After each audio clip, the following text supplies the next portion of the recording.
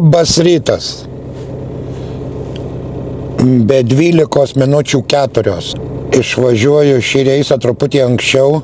Važiuojam į Almerę, Olandijoje. Jeigu praeito karto buvom blogiausiuose Europos keliuose, Vengrijoje, tai dabar važiuojam į geriausius Europoje kelius, o gal vienus net iš pasaulio geriausių jų kelių, Olandija. Kas domisi truputį Europos orais, keliais, tai žinot, kad Lenkijoje ten tikrai žiauru, ypač S7 kelyje. Ir A1 siautė pūga, kaip matėt, vienišo keleivio kurtoj medžiagoj. Taip kad geriau truputį išvažiuoti anksčiau.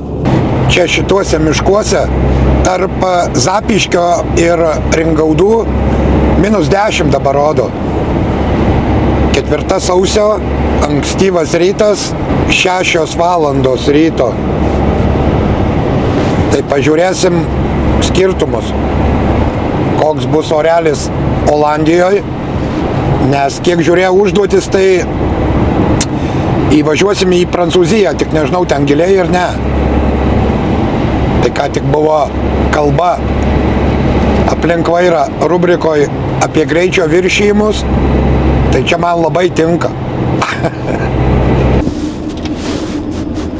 Visai gražiai atrodo čia Mantingos eglutė.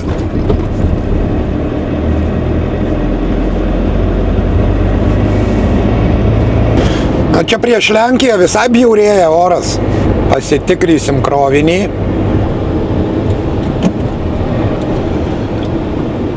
Radnikai.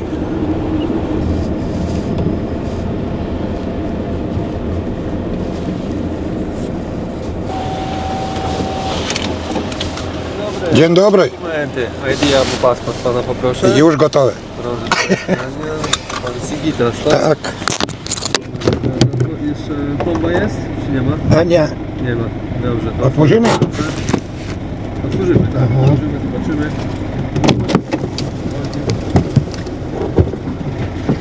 Znaczy, odwrócona w drugą stronę. Nagrywać?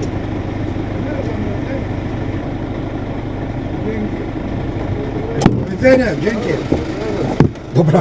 To z dwóch stron nagrywała? Zobacz.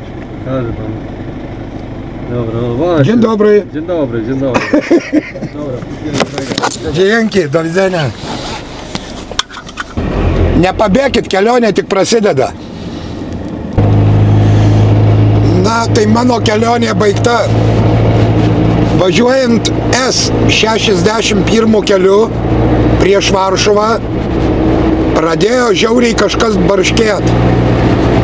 Ir dabar, jeigu girdisi, čia jeigu trumpinant kalbą, tai sankaba. Nes net ant laisvų, o Jėzu, koks garsas,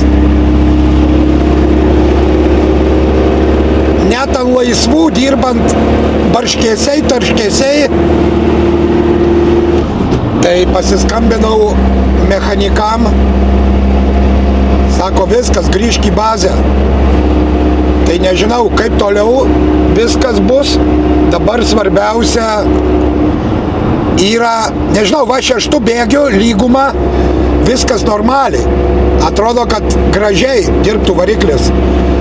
Ir porą kartų buvo taip, kad nuspaudi sankabą, numini sankabą ir jos neatmeta atgal. Koją reikia atsimesti atgal. Vienu žodžiu, dabar svarbiausia važiuoti atgal iki bazės. 4,5 kilometrų. Labai norisi tikėti, kad pavyks. O kaip toliau važiuosim, su kuo važiuosim, tai kol kas apsiribokim tyla ir matysim. Per Varšuvą važiuoju 85 bėgių. Pabandžiau persikalt bėgį, numyniau sankabą ir net šoka. Reikia su koja pedalą atmest atgal sankabos. Tai nežinau, dabar važiuoju taip. Belistoko keliu bus paprasčiau važiuoti, kadangi 6 įsikaliai gali važiuoti, nes judėjimo didelio nebus, tikiuosi. Čia kaip nori reikia parvažiuoti. O kokius ten sprendimus vadybininkai priims dėl tolimesnio reiso, tai nežinau. Aišku, gali būti taip, kad perkraus krovinius į kitą mašiną ir reikės tęsti kelionę. Aš panašiai kažkur ties šią vietą išgirdau, kad jau dirba kitaip variklis, nes čia yra toks kalniukas, aišku, priešais važiuojant, ar ne, priešiniame eisme iš ten važiavau ir persikaliau į 5 bėgį, nes labai didelis vėjas, net iki kalniuką krenta greitis iš karto ir tiesiog išgirdau, kad jau variklis dirba ne taip, kaip reikėtų. Šakės kaip druskos oro. Tai čia panašiai gal 15 kilometrų iki Varšuvos centro.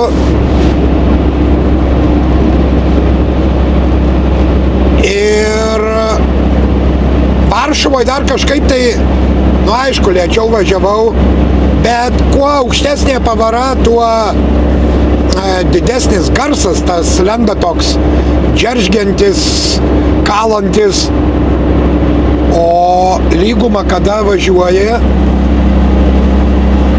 tai kaip ir nieko, aišku. Tai panašiai apie 40 kilometrų gal nuvažiavau ir vis kitkiuose aviadegaliniai sustojau kuro, kad girdžiu ir ant laisvų pradeda kalt jau. Nu ir tada nieko nelaukęs, aišku, iš karto skambutį, sako grįžk. Ir aišku, reikia grįžti, nes kągi, toliau nevažiuosi, kažkur dar toliau nuvažiuosi, tai paskui tralas, nu viskas susideda, gaunasi labai didelės išlaidos įmoniai. Aišku, ir dabar minusai, nes prižadėta ir kroviniai atvežti, bet nu kągi padarysi, yra kaip yra. Aš irgi pergyvenu. Girdit, kaip ūžia variklis į kalną išvis. Ir čia prasideda pūga. O man reikės persikraut krovinį, nes jau skambino vadybininkas, klausė, ar galiu važiuoti. Tai persikrausim krovinį į kitą mašiną ir vėl važiuosim. Bet orealis tai nerauk rūtų. Svarbiausia, kad neužpustytų kelio.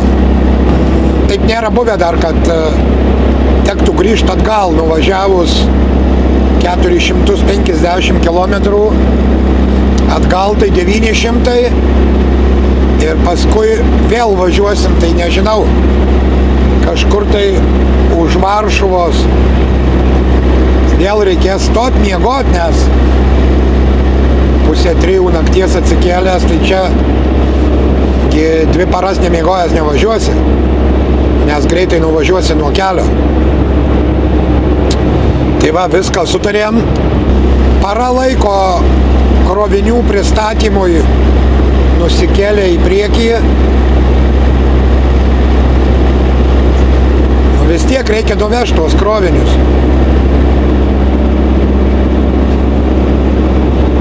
Dar reikia parvažiuoti. Dar mum galiukas.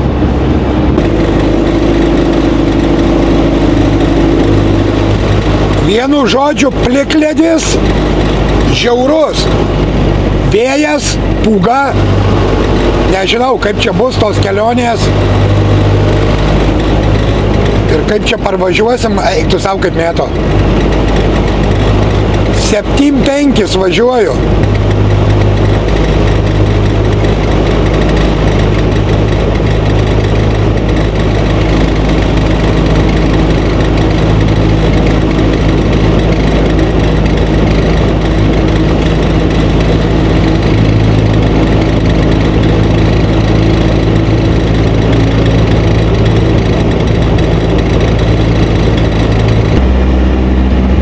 Aš vos bėgius įsikalu. Lengva nulėkus. Jo, nuslydo. Va ratas kur. Ratas sustrigęs po bortu. Ką tu, žmogelė, eik tu. Čia vienas ledas.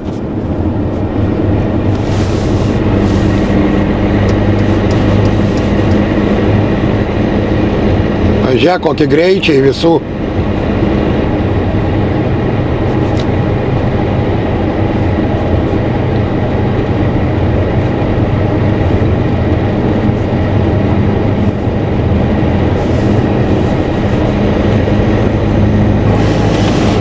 Nu, nežinau, kaip čia bus, kaip atgal važiuosim. Jei neužpūstys šitų kelių, tai bus gerai. Bet čia žiemužė, su kolega prasilenkiau, tai dar susiskambinom.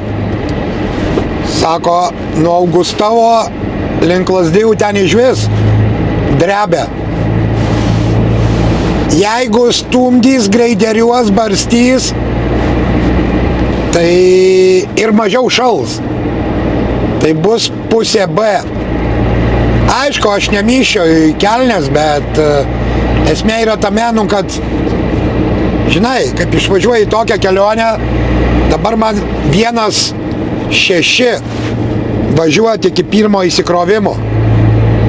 O čia jau turim minus 900 km. Ir tokiu oru čia pirmyn atgal brūžyt, sutikit, kad malonumas toks rūgštus. Pritarėt? Šaunuoliai. 50-60 šitų čia prie Augustovo keliu. Labai sunkiai pirmas, antras kalosi ir 5 bėgiai. Labai sunkiai. Per prievartą. Ką tas ten už manęs kersas? Nu tai jei kokią 8 parsibelsiu, tai bus labai gerai. Lietuvoje kelių būklė panašiai kaip čia bus.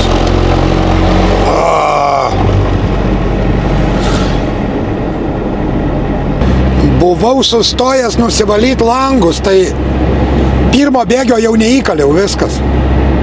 Antru paėmiau už vietos, dar kiti šiaip netaip kalasi. Tai bus matyt. Prisivijom kelių tarnybos mašiną. Valo kelią ir barsto. Tai 30-35 va toks greitis. Ir niekas nelenkia. Čia tuo vėžlio greičiu judėtai irgi biznio nėra. Aišku, va, palyginimui tai matosi, kur jau va čia greideriuota, o kairiai pusėje sniegas stovi. Nežinau, kokiu čia bėgiu važiuot.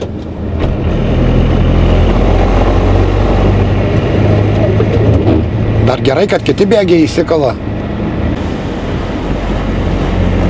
Blemba kaip daknyso. Šitiek kilometrų važiuojam.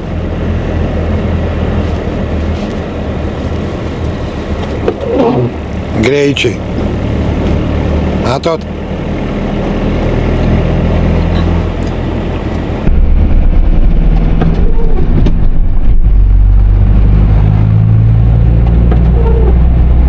Paskui tą greiterį gerai buvo važiuoti. O dabar matot, patalėlis padengtas Ir labai apgaulingas kelias.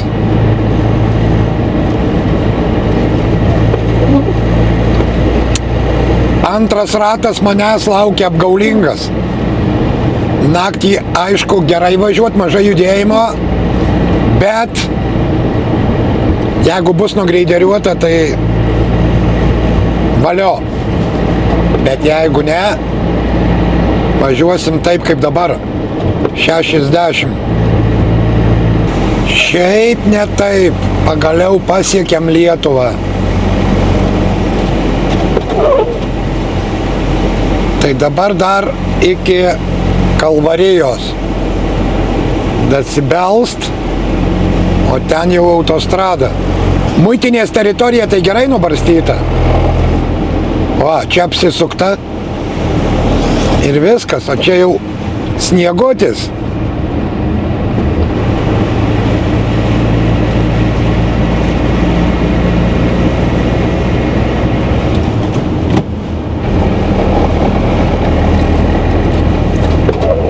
Šimtas 30 kilometrų iki bazės.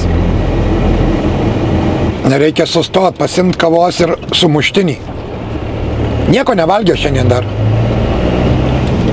6 valandos, gal 4 ar 5 saldainės burnoj turėjau ir kavos išgėręs. Viskas.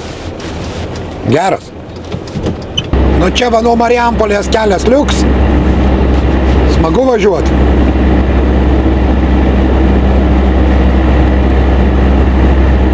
Artėjam prie Garliavos. Tai ką, apžvelkim pirmą dalį trumpai. 14,5 valandos truko mūsų 900 kilometrų. Na, tokiom, sakykim, oro sąlygom, tokiais keliais, byrančią sankabą, tai aš manyčiau, kad viskas gerai, sunkiai bėgiai kalas iš akės. Svarbiausia, kad mes parvažiavom. Tas yra svarbiausia. Visa kita galima reguliuoti. Amžino nieko nėra, mašinos darbinės ir nuosavos, jos gedo ir ges. Čia nuostabos kažkokios nėra, tik tai, kaip aš sakau, viskas gerai, kas gerai baigėsi, va. Tai taip, kad laimingai parvažiavom, dabar beliko persikraut ir antra dalis. Ar žiūrėsit antrą dalį?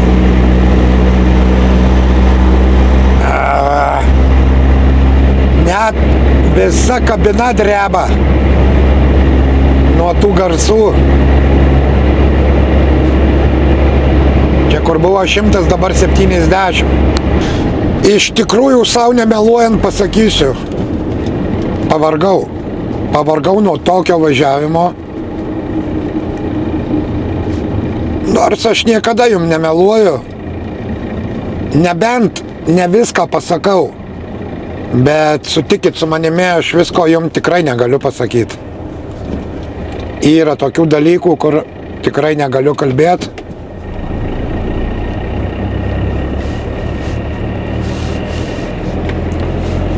Jaučiuosi taip, lyg būčiau išmėžęs 5 vežimus mėšlo ant laukų.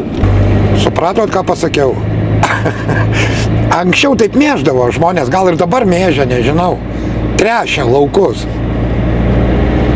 Su šakėm iškrato. Dabar tos kratomosios yra ten tie padargai vadinami prie traktorių.